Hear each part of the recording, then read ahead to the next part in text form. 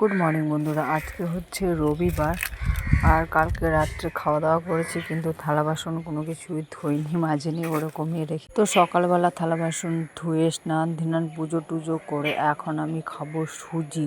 রাত্রেবেলা তৈরি করেছিলাম সুজি, আর আমার বরকে যে খেতে দিয়েছিলাম উনি খাননি। পনিরের তরকারি, সুজি আর রুটি আছেই।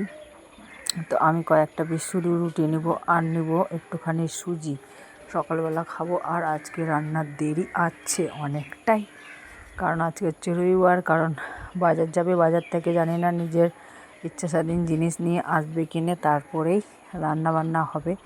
আর আমি এই যে সিঁড়িগুলোর উপরে এখন খেতে বসলাম। তো সিঁড়িগুলো পুরো সবগুলো সিঁড়ি কমপ্লিট হয়ে গিয়েছে, আরও কাজ বাকি রয়েছে, কিন্তু মিস্ত্রি হয়ে গিয়েছে জ্বর, তার জন্যে মিস্ত্রি আসছে না এখন কাজ করতে। কটা দিন পরে আসবে কাজ করতে।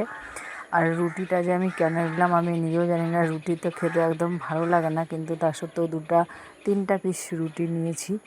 আর ক্ষীর পাতা দিয়ে আমি চা খাই, পায়েসে দিই। আর এমনকি সুজি যদি রান্না করি তাহলে সুজির মধ্যেও আমি ক্ষীর পাতা দিই।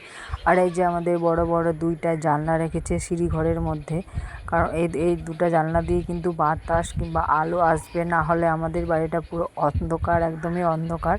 তো 2টা জানলা, অনেক বড় বড় জানলাগুলো রয়েছে।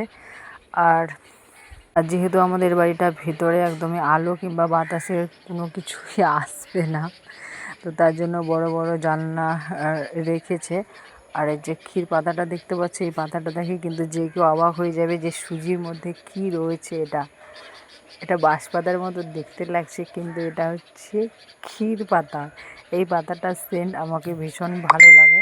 এই পাতাটা যে কোনো কিছুতে দিই না কেন, আমাকে এত সেন্টটাই ভালো লাগে না। এই সেন্টটার জন্যই আমি খাবারগুলো, মানে যতগুলো খাবার থাক সবগুলো খেয়ে নেওয়ার ইচ্ছা করে। তো চলো আজকের মতো এই পর্যন্ত, সবাইকে টাটা।